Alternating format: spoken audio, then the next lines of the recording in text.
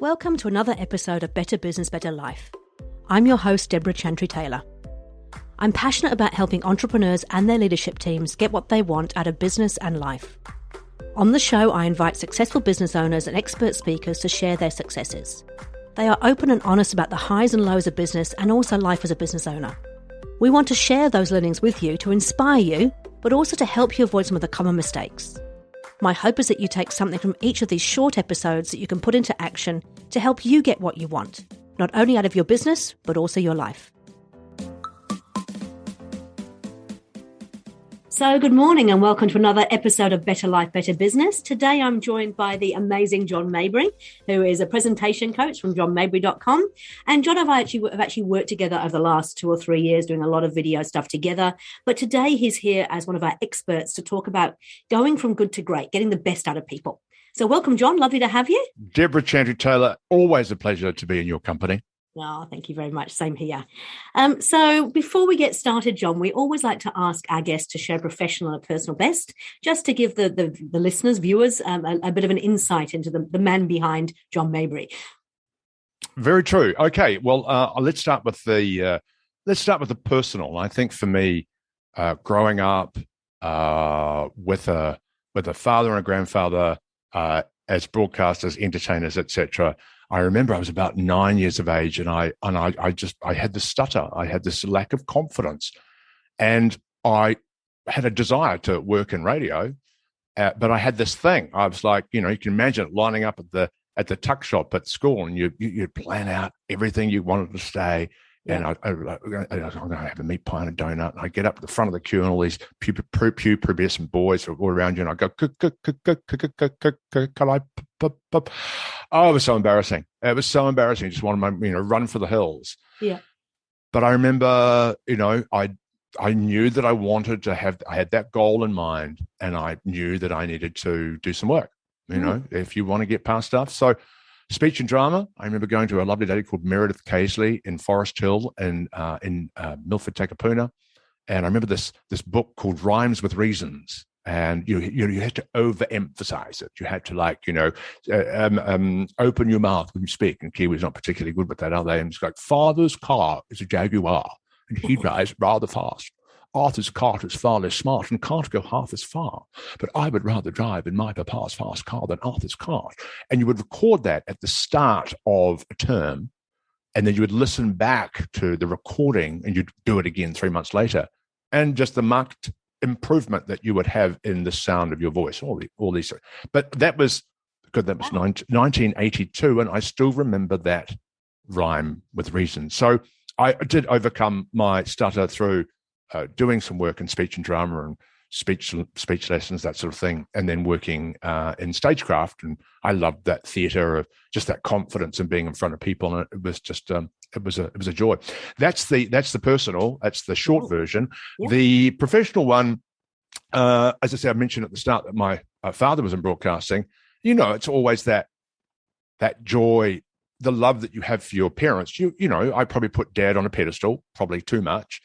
Mm-hmm. But when an opportunity came around to work with him in a professional capacity on the radio, is that we created New Zealand's first father and son radio show, first father and son commercial radio station. Wow. Or radio show, which was great, And I was probably a little bit too rigid, and Dad was kind of the funny guy. And I remember being on the radio, and he'd say, "Dad, John, I just need to go to the toilet.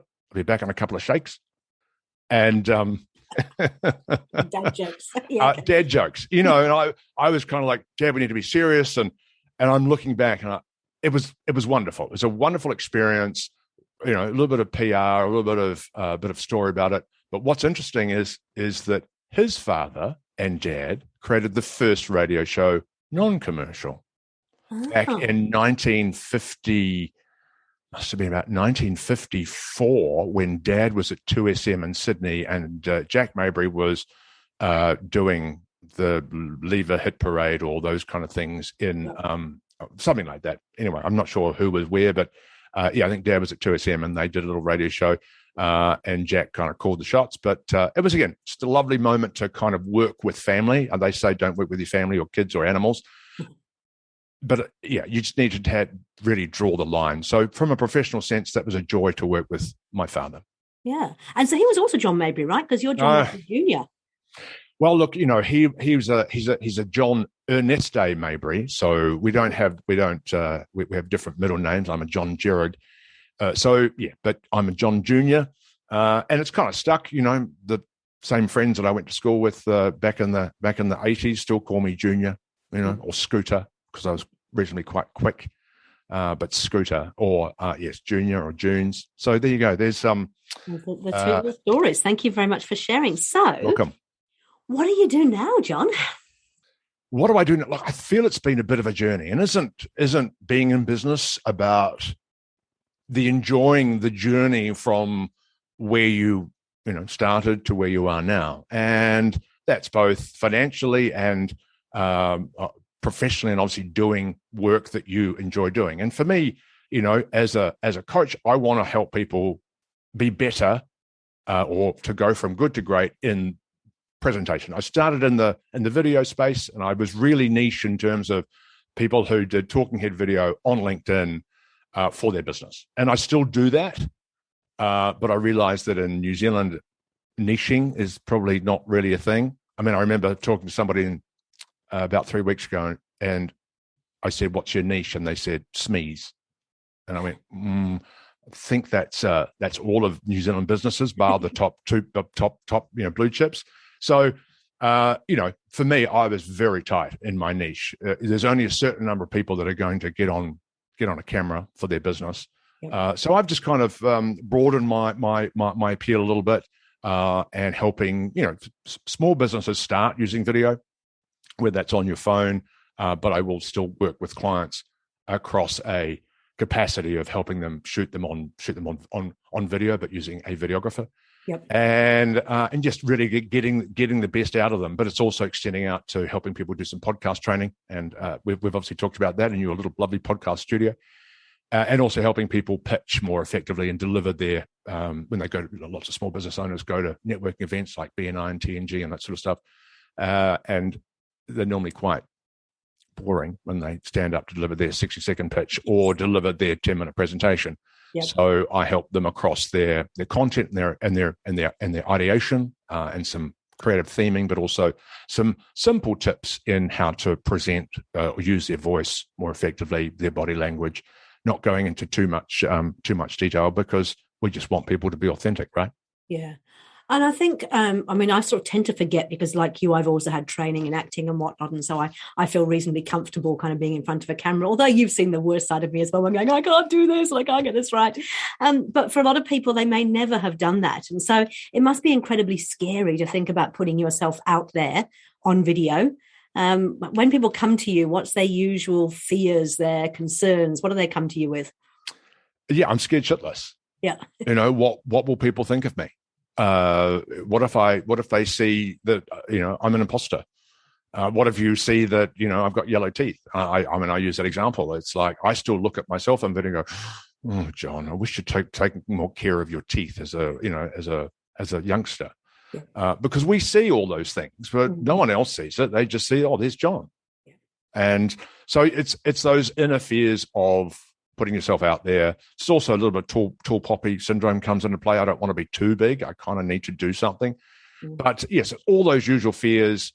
And then there's, thank goodness John's doing this because he's going to do the editing for me, or, he's going to do the lighting for me, or, but there's so many fears. But typically it starts with being confident in who you're being, and that I'm going to say the right thing and not piss people off, because I think there's a lot of people, "Oh, I can't say that. I couldn't possibly comment on that post on LinkedIn because what if other people saw that and that I would have an opinion?" What does that say about how confident people are in themselves? Yeah. And so why do people want to put themselves out there? Why would you recommend people do? Well, ultimately, I'm doing it from a business perspective. I don't want to help people, be a influencer on Instagram. and I think that really comes back to my why is, having worked in bigger advertising or marketing agencies, you never really get to make a difference. You never really get to move the needle, as I say. So working with small business owners, you can see an instant transformation when they see that they've got some confidence, or they get some feedback from people, their inner circle or family, friends, or people that already know them, and go, Deborah, you were really good in that video. And you're like, was I? And for me, it's you can see it, and that's just for you as a coach, you want to see them go that aha moment to get them to hear, and there's just so much confidence in themselves and their business moving forward. And so, for me, it's just seeing that aha moment and seeing them go, oh wow, so I'm really confident, and then it's, oh my God, I got 2 phone calls from prospects saying, can we catch up for coffee? And I'm like, I know, right? Yeah. So, and I suppose the thing about video and podcasts and all that sort of stuff is it's got a lot more power, hasn't it, than just putting out a well-crafted post on LinkedIn or a pretty picture with some accompanying text. What is it about video and podcasts that you think gets that engagement? Well, it's unless you're a skilled writer, video particularly, we can see your emotion, we can see your passion, whereas you need to be pretty damn good at writing a post to be able to craft a great message to describe a feeling.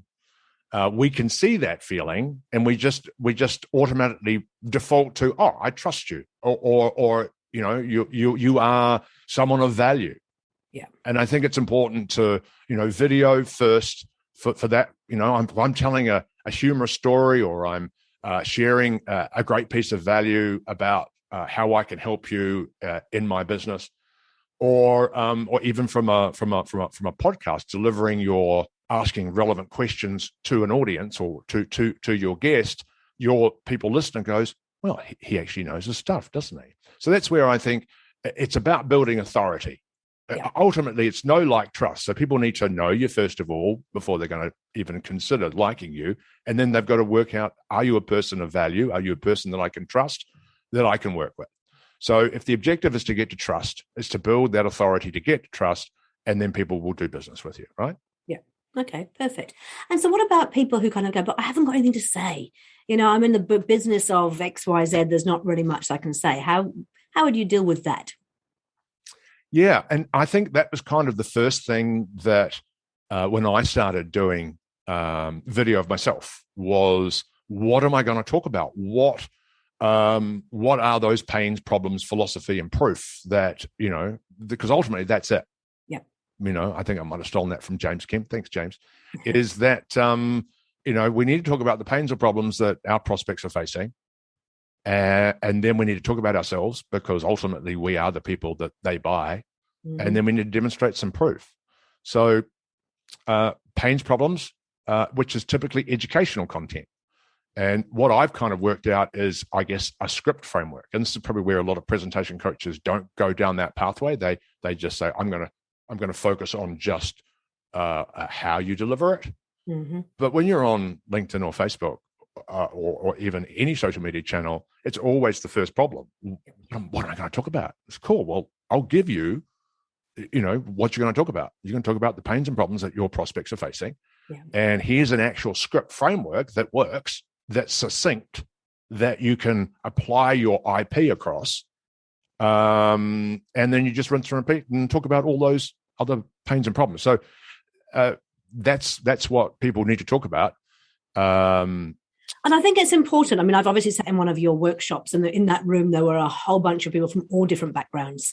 So people think, oh, well, it's only really coaches, consultants who've got anything interesting to say. But when we had people who were product producers, we had people who were builders, we had people who were technical people, all walks of life. And yet every single one of them could actually use that framework to come up with something that created that trust. Because you're absolutely right. I think one of the things I've learned is that people listen to you, see you, and then when they meet you, they feel like they already know you, which actually takes down a great big barrier from that first contact point.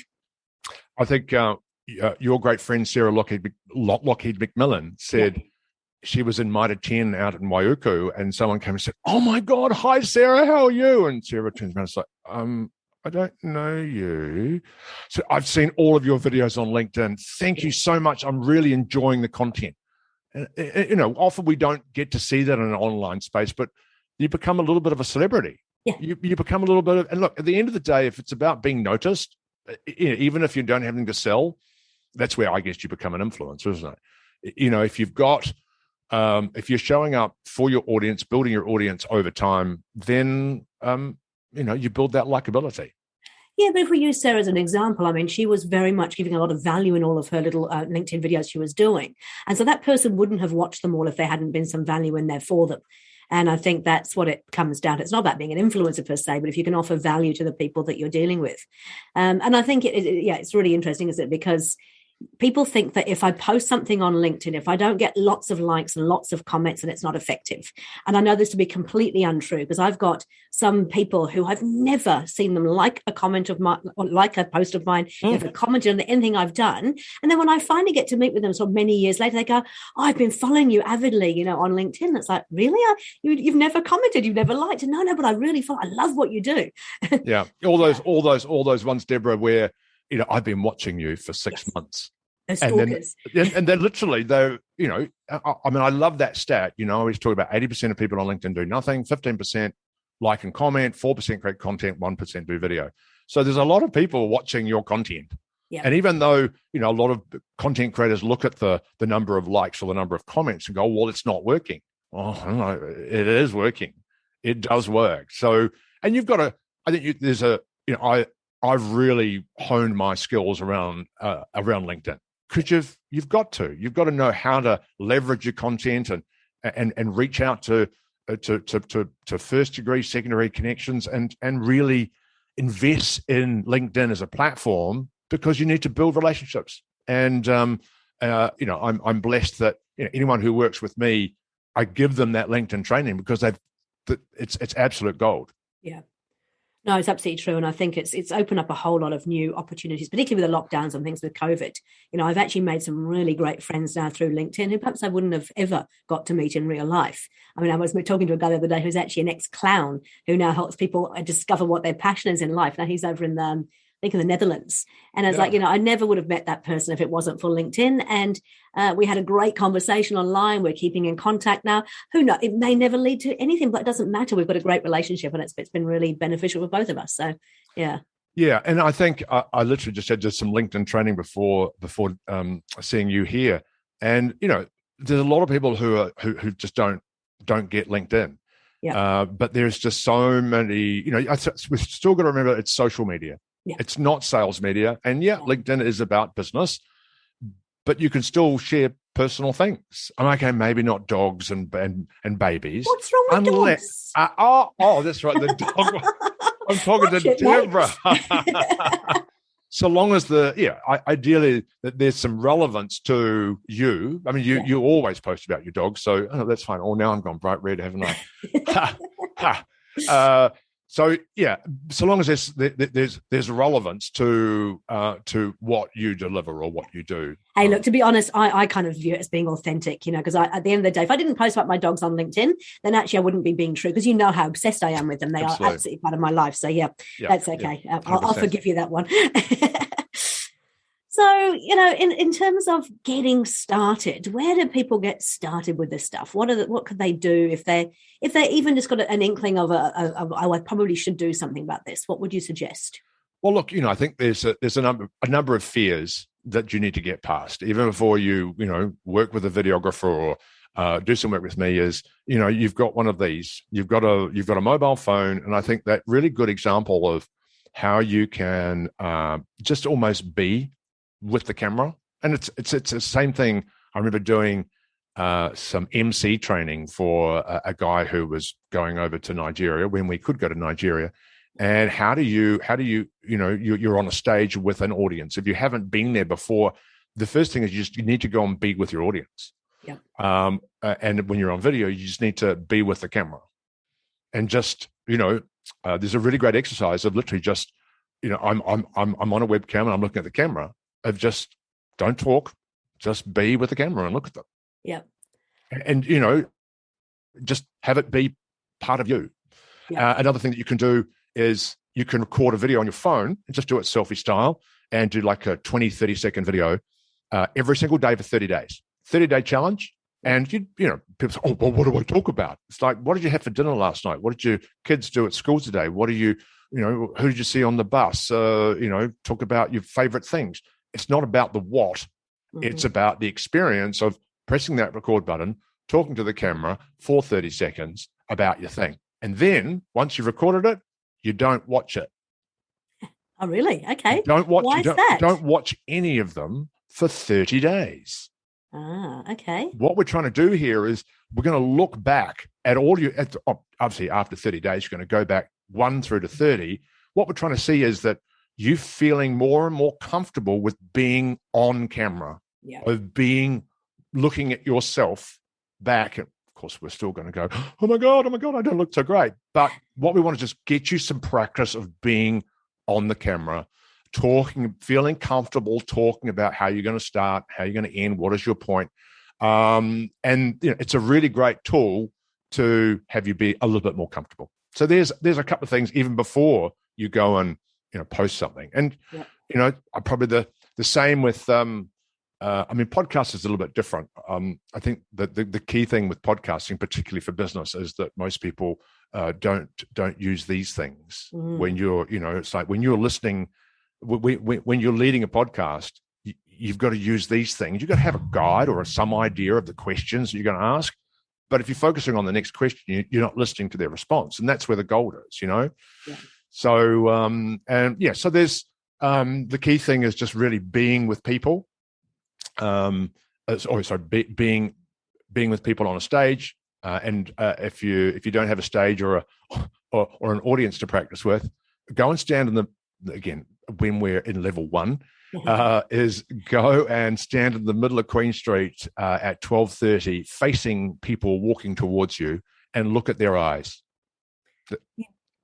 Not going to get arrested for that, for being a bit creepy. No, all you're doing is you're feeling comfortable. Yep. With people looking at you, going, is he just standing in the middle of Queen Street or the middle of the footpath, looking at people as they're walking past you? Yep. And it's a great little exercise. You're lucky they'll throw you a coin too. You're not entertaining. You're not smiling. Your hands beside you. It's just letting those fears of people looking at you come to the surface. Mm. It's interesting. We've been doing a lot of stuff over Zoom, obviously, at the moment with what's going on. And there is a real thing called Zoom fatigue, isn't it? Where you're looking at yourself all day long and you just get absolutely exhausted by it. How do you think people can kind of overcome that? Because being on Zoom is different to doing videos, isn't it? Well, for me, it's another great place to rehearse doing videos rather than thinking, oh, I need all the gear and the podcast, the tripod and microphone stuff. It's already there. It's, go on to Zoom and record yourself doing a video by looking at the camera. Mm-hmm. And you don't have to send it, but it's another way to kind of practice. Yeah, Zoom fatigue. Goodness, I haven't even considered probably because I love it. I love it, the fact that there's no traffic. I think my WAF arrived for my car, so my little scooter, my little registration 6 weeks ago. Well, I haven't even put it on my bike because I don't need to go anywhere. Yeah. So, for me, I quite like working from home, and I'm kind of being with people, and you can get so much more done. But I get it. It's just don't ramble. Just try and keep it really tight. Okay. One of the things I made a little note of here and I just wanted to share is that sometimes you sort of feel like the stuff that you're sharing isn't revolutionary, and so therefore it's not going to be useful for people. But it doesn't have to be, does it? No, look, I think, a lot of people come to me in this sort of, there's not a lot of huge presentation coaching going on when people are doing video for the first time. I work with more people, novices, and we don't need to pull out lots of great tips for them because all we want them to be is authentic. Yeah.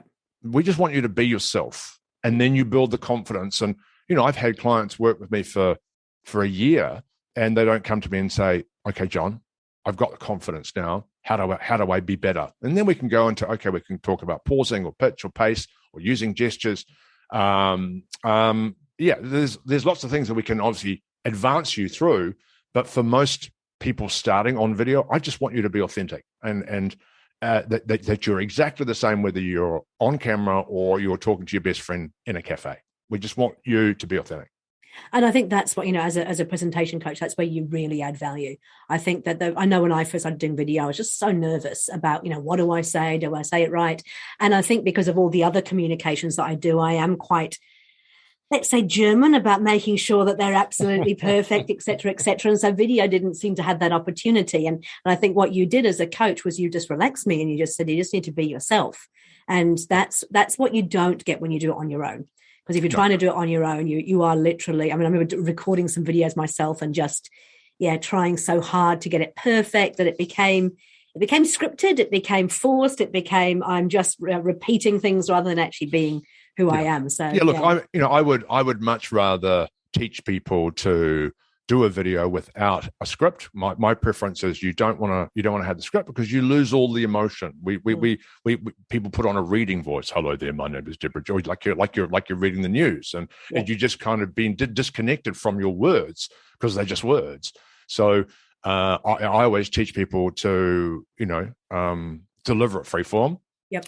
And you got to remember you don't have to get it perfect. We just want you to. I think those are some of the most engaging videos on LinkedIn or Facebook is when someone is just authentic and just shares from here, not thinking about what's going up here. They're just sharing from here. Yeah. And people go, oh, that was so good. Yeah. I think it's, but eventually you get to the stage where you're going to do a 10-minute sales video. It's about the words, getting the words right. So we can teach you around how do we tell a story while reading an auto cue, but have it not being sound that it's being read. Yeah, no, fair enough. I was just thinking too, it's sort of, it's like, it's good. I think sometimes the videos that have the little mistakes in them, and I see it on my podcast sometimes too, I lose my words and I can't say something, but it's like, actually, that's what we're like in real life too, right? So there's nothing wrong with actually having little mistakes in there. You don't have to cut them out.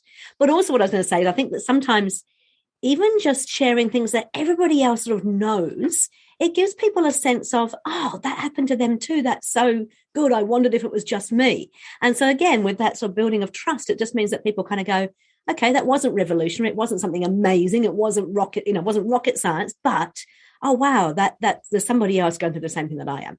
I was talking to, on my live show podcast, Robert Scott of The Breeds. And I kind of said, what does it take to create a great show? Yeah. And he said, John, just talk about the stuff that everybody relates to. He said he did a show about whistling, and it was about whistling. And I we were talking about people doing polls on LinkedIn, and somebody, I think it was, I can't remember who it was, but it was no fancy headline. It was like, do you use Instagram? I think it was Tom Broxham, and Tom said, do you use Instagram? Yes, no. And it's just like everyone knows of Instagram, so it's really easy to vote. Yeah, there's no thinking involved. So, and I was watching a video of the great Jason Gunn, who is just remarkable to watch. We could all have his ability to sort of tell a story, but I think you've got to remember that from a video perspective, you're just talking to one person. You're not talking to this huge big audience. So, I'm just talking to you now. And like we would do with a glass of wine. Or a cup of coffee. But yes, preferably a glass of wine. And that's right. And we just want you to be you having a conversation because it's not this, hello there, my name is John Maybury.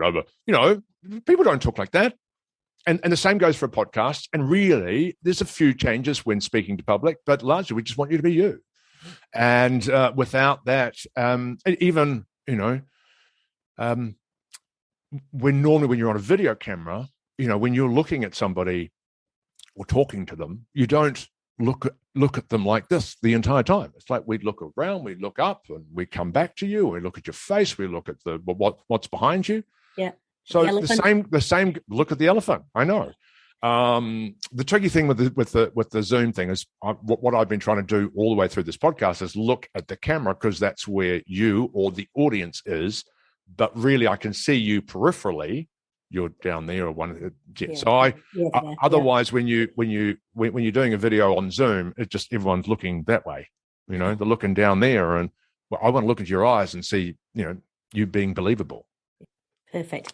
Hey, John, always great as always to chat to you. I just want to, before we finish up, could you give me 3 tips that we could give to the listeners about how they could start their journey in going from good to great? Well, the first one would just be to start. I hear everybody just says, oh, I think I'll be ready next month. We all procrastinate. We all procrastinate. Get out your mobile phone, record a video of yourself, and post it on LinkedIn. Just do it. Yep. The next one is, if we're doing business videos, we can still share personal information about ourselves, because ultimately people buy us first. Mm-hmm. I think the natural default to people is they want to educate and show their value, and that's true. We need to do that, but my favorite video is tell me 3 things about you that your audience doesn't know, and it's just share personal stuff. What we talked about before about being relatable. Yeah. And the last one is... Just to interrupt there, we actually do that in our EOS meetings as well. Every EOS meeting we actually held with the team, we always get them to share a personal and professional best, because you actually learn every week you learn something fascinating about one of your team members. And it just gets more trust going, which is really important. Yeah, sorry. It's absolutely. It's about having a deeper connection with fellow human beings, not just selling stuff. Yeah.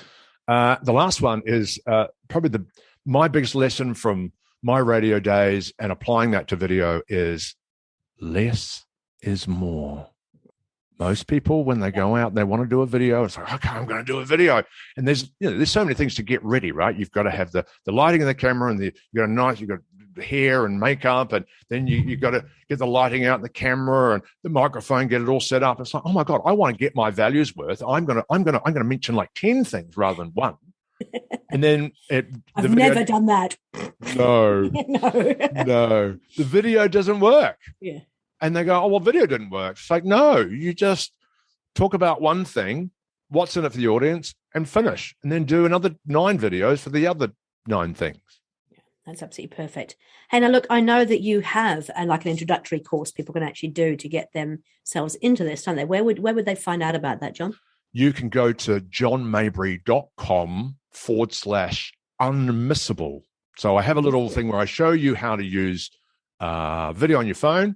You get all the coaching, the scripting, the finishing, all the editing, lots of value in that. It's johnmaybury.com, and it's Unmissable You as a product, and it's a great way to kind of dip your toe and into doing some video for your business. Fantastic. And I assume they can also get hold of you through that site as well, if they don't. I'm on LinkedIn, and you just send me a message, and I'm not really even on Messenger. I am on Messenger, but if people want to get in touch with me, connect with me on LinkedIn. That's the place to find me, right? Yeah, that's how I found you. Oh, that's true. Yeah, okay.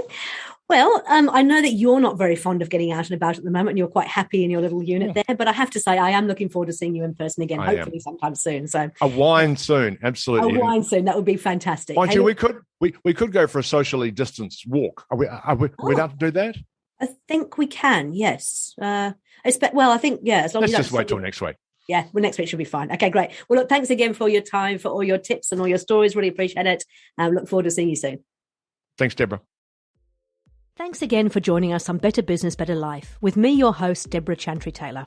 If you enjoyed what you heard, then please subscribe to this podcast and let us help you to get what you want out of business and life.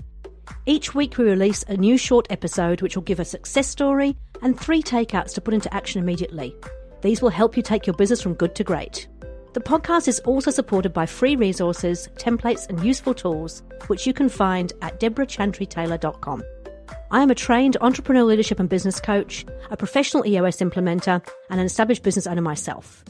I work with established businesses to help them get what they want. Feel free to contact me if you'd like to have a chat about how I might be able to help you, or if you'd like to join me as a guest on this podcast. Thanks again to NZ Audio Editors for producing this podcast. See you on the next episode.